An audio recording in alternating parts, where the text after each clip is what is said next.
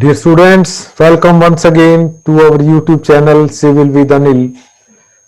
तो dear friends, आज हम कुछ बेंडिंग इक्वेशन के ऊपर कुछ सिंपल प्रॉब्लम्स को सॉल्व करने की कोशिश करेंगे।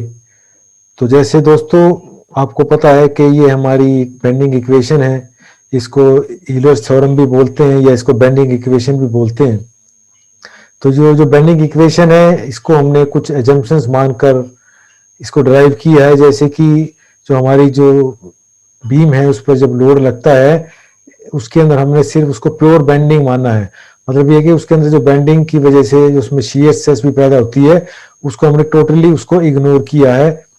मतलब हम ये मानकर चलते हैं कि जो बीम है उसमें प्योर बेंडिंग आएगी, there will be no bending, no shear stress. तो अलावा उसके अलावा जैसे आप ये देख सकते हैं इसके अंदर ये 6 पैरामीटर्स आपके सामने हैं, sigma, y, M, I, E, R. तो सिग्मा, जैसे मैं आपको दोबारा फिर बता रहा हूं कि जो सिग्मा जो होती है it is a maximum bending stress which happens at the extreme fibre. तो इसको newton per M M square में लेते हैं। वाई जो है distance from the neutral axis होता है, मैक्सिमम डिस्टेंस कितना हो सकता है किसी भी जो एक्सट्रीम फाइबर है उसका न्यूट्रल एक्सिस से। और एम जो है हमारे पास बेंडिंग मोमेंट या मोमेंट ऑफ रेसिस्टेंस जो बीम का रहता है। आई जो है सेक्शन का मोमेंट ऑफ इनर्शिया है, कोई भी सेक्शन हमारे पास चाहे स्क्वायर है चाहे रेक्टेंगल है उसका मोमेंट ऑफ इनर्शिया एम की फॉर्म में लेते हैं। और ई जो है its Young's modulus of elasticity, इसको न्यूटन पर एम स्क्वायर में लेते हैं। और आर जो है रेडियस ऑफ कर्वेचर, इसको हम एम में लेते हैं। तो ये बेसिकली आपको चीजें बताई गई हैं कि इस इक्वेशन के बारे में। तो जो इसके अंदर फ्रेंड्स जो न्यूमेरिकल जो हमारे पास आते हैं उसके अंदर हमें पहले 4 पैरामीटर का ही आमतौर पर इस्तेमाल करते हैं। तो इसके अंदर हमें इन 4 चीजों में से कोई भी 3 चीज जो है, 3 पैरामीटर्स हमें इसके अंदर दिए हुए होंगे। एच, एम, आई और वाई दे रखा हो तो सिग्मा निकाल सकते हैं, या सिग्मा, वाई और आई की वैल्यू हमें दे रखी हो तो एम निकाल सकते हैं।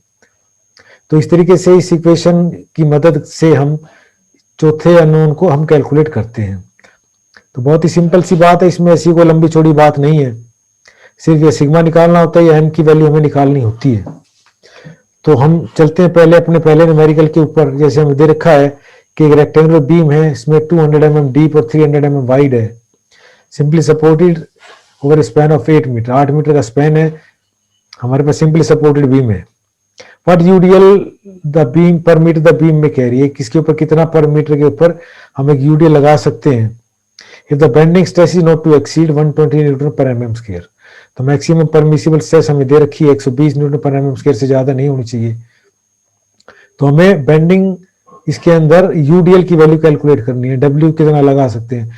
तो W is related with M. तो हमारे पास अगर हम एम इसका मतलब अननोन है इसके अंदर और बाकी सभी चीजें इसके अंदर नोन है। तो जैसे आप देख सकते हैं कि हमें इसके अंदर लेंथ दे रखी है, सेक्शन दे रखा है, स्ट्रेस दे रखी है। तो हमें इसके अंदर एम की वैल्यू कैलकुलेट करनी है।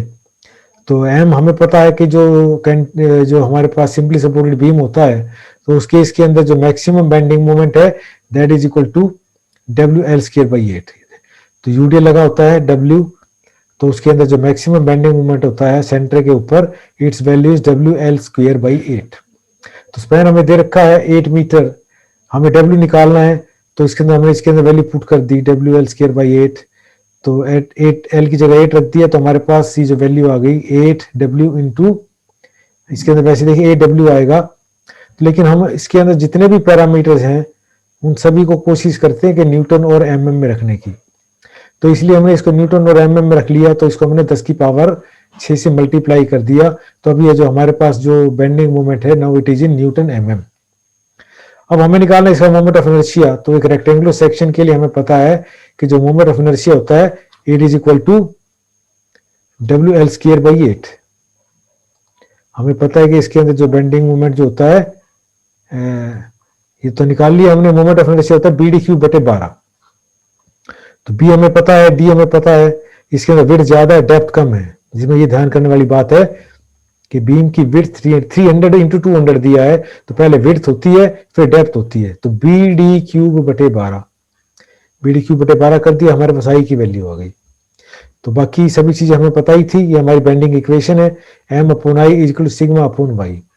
तो वाई हमें पता है कि जो न्यूट्रल एक्सिस से एक्सट्रीम फाइबर का डिस्टेंस होता है, तो इसके अंदर जो डेप्थ हमें 200 mm दे रखी है, तो 200 mm का हाफ 100 mm, एम हमें पता है 8W इंटू 10⁻⁶ ये रख दिया, आई की वैल्यू हमें पता है 2 इंटू 10⁸ ये हमने रख दिया, सिग्मा हमें पता है, वाई हमें पता है, ये सभी वैल्यू हमने पुट कर दी, तो अननोन हमारे पास सिर्फ डब्ल्यू रह गया। तो डब्ल्यू आपने कैलकुलेट कर दिया, तो it comes out to be 3 into 10⁴ newton पर मीटर, और इसको अगर हम इसको थोड़ा सिंप्लीफाई कर दें तो it comes out to be 30 newton पर mm। तो सिंपल सा सवाल है, सिर्फ वैल्यू की वैल्यू निकालनी थी, कितना यूडीएल उस पर लग सकता है। तो इस तरीके से हम इसको सॉल्व कर सकते हैं। अब हम अगले सवाल की तरफ चलते हैं। तो हमारे पास ऐसे दे रखा है कि बीम दे रखा है, यूडीएल लगा हुआ है, the beam section is rectangular, depth दे रखी है हमें, if the maximum stress of the material 120 newton पर mm स्क्वायर स्ट्रेस दी हुई है, इसमें हमें मोमेंट ऑफ इनर्शिया भी दे रखा है, तो वो भी हमें कैलकुलेट नहीं करना है, मोमेंट ऑफ इनर्शिया दे रखा है, लेकिन इसमें हमें स्पैन कैलकुलेट करना है। तो जो स्पैन जो है it is also related with the M, क्योंकि हमें पता है कि जो बेंडिंग मोमेंट होता है that is equal to WL²/8। तो जो पिछला जो सम हमने किया था उसके अंदर हमें W की वैल्यू नहीं दी थी, स्पैन की वैल्यू दी हुई थी। अब इस केस के अंदर हमें W की वैल्यू दी हुई है, हमें स्पैन नहीं दिया हुआ है, तो वही इसका मतलब यह है कि इसके अंदर भी हमें M की वैल्यू कैलकुलेट करनी है, M/I इज इक्वल टू सिग्मा/Y। तो M हमारे पास अननोन है, M का फैक्टर नोन है, I हमें पता है, सिग्मा हमें पता है और Y हमें पता है। तो ये सभी चीजें हमें पता है, ये स्टेप्स हमें दे रखे हैं। तो इसके अंदर इसी तरह से हम बेंडिंग मोमेंट कैलकुलेट करेंगे WL²/8। तो इसके अंदर हमने काम किया, जो लोड था हमारे पास that was given in newton पर मीटर, तो हमने इसको कन्वर्ट कर लिया न्यूटन पर mm में। तो 40 इंटू 1000 डिवाइडेड बाई 1000, इसको हमने किलो न्यूटन को न्यूटन में कन्वर्ट किया और फिर मीटर को mm में कन्वर्ट कर लिया, तो हमारे पास ये आ गया 40 न्यूटन पर mm। तो हमारे पास आ गया। अब आपने इसके अंदर कैलकुलेट किया, इसके अंदर हमने कैलकुलेट कर लिया बेंडिंग मोमेंट WL²/8, तो 5L² आ गया। आई हमें पता ही था, इसके अंदर दे रखा हमें पहले 7 इंटू 10⁸8। एम हमारे पास आ गया, आई हमारे पास है, सिग्मा हमें दे रखा है और वाई भी हमें पता है, क्योंकि डेप्थ हमें दे रखी है 500 mm। तो हमें पता है कि जो वाई होता है it is half of the depth, क्योंकि एक्सट्रीम फाइबर जो होगा न्यूट्रल एक्सिस से डेप्थ के हिसाब से इट विल बी D/2। तो यहाँ भी 250 हमें पता है, तो हमारे पास स्पैन की वैल्यू आ गई। तो 8197 को हमने mm में लिया था, तो हमारा आंसर भी mm में आएगा। तो हमारे पास L की वैल्यू आ गई 8197.56 mm और 8.198 मीटर, ये हमारे पास स्पैन की वैल्यू आ गई। जो हमें अननोन था वो हमने कैलकुलेट कर दिया। अब हमारे पास नेक्स्ट थर्ड जो हमारा सम है, कैलकुलेट द मैक्सिमम स्ट्रेस। तो इसके अंदर हमें स्ट्रेस निकालनी है।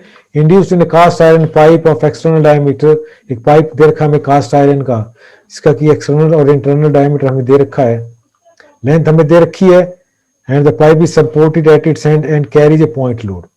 इसके पॉइंट सेंटर पे एक पॉइंट लोड लगा हुआ है, तो लोड हमें दे रखा है, स्पैन हमें दे रखा है। तो इसका मतलब ये है कि हम इसके अंदर बेंडिंग मोमेंट कैलकुलेट कर सकते हैं और हम इसके अंदर हमें स्ट्रेस कैलकुलेट करनी है। तो इसका मतलब एम हमें पता है, आई हमें पता है, वाई हमें पता है, अननोन इज सिग्मा। तो जैसे आप देख सकते हैं, length, internal diameter, external diameter, point load हमें दे रखा है। तो हमें इसके अंदर बेंडिंग मोमेंट निकालना है। मैक्सिमम बेंडिंग मोमेंट आपको पता है कि जब सिंपली सपोर्टेड बीम हो और पॉइंट लोड लगा हो तो हमारा मैक्सिमम बेंडिंग मोमेंट होता है WL/4। तो W हमारे पास पता है W, L हमें पता है 4 मीटर, तो mm ले लिए 4000 mm डिवाइडेड बाई 4। तो हमारे पास ये आ गया m that is equal to 80 into 1000 newton mm।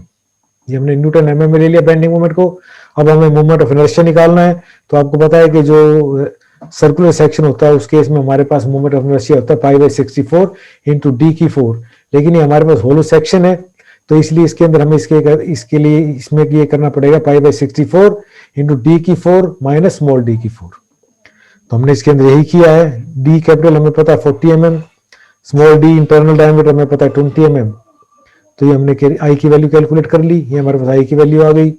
M की वैल्यू हमारे पास आ गई, unknown is only sigma. M हमने पुट किया और इसके अंदर जो y की वैल्यू होगी that will be half of the external diameter. तो एक्सटर्नल डायमीटर 40 mm, तो हाफ हो जाएगा d/2 20 mm। तो m की वैल्यू हमें यहां से मिल गई, ये आप देख सकते हैं इसके अंदर। और इसके अंदर ये हमारे पास m की वैल्यू हमें यहाँ से पता थी 80 × 1000, ये 80 × 1000 यहाँ रख दिया। i की वैल्यू हमारे पास थी, i की वैल्यू रख दी m/i। सिग्मा हमें कैलकुलेट करना है, ये अननोन है, y हमें पता है। तो इस तरीके से we can calculate the value of sigma, मतलब मैक्सिमम बेंडिंग स्ट्रेस। इसमें this will be the maximum bending stress. तो मेरा सिर्फ कहने का पर्पस सिर्फ यही है कि इसके अंदर जो चार चीजें कोई भी हमारे पास हैं, तीन हमें दे रखी होंगी, एक अननोन होगा, वो हम कैलकुलेट कर सकते हैं।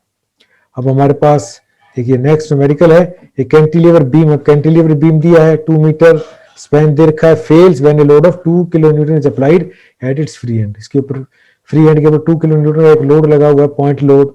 स्पैन हमें दे रखा है, इफ द सेक्शन इज इतना, सेक्शन हमें दे रखा है 40 mm × 60 mm। तो फाइंड द स्ट्रेस, तो वही सिग्मा की वैल्यू निकालनी है। आई की वैल्यू से हम कैलकुलेट करेंगे, एम की वैल्यू इससे कैलकुलेट करेंगे, और डी की वैल्यू, वाई की वैल्यू हमें पता लग जाएगी। 14 to 60 mm सेक्शन है, तो वाई की वैल्यू इससे हमें पता लग जाएगी।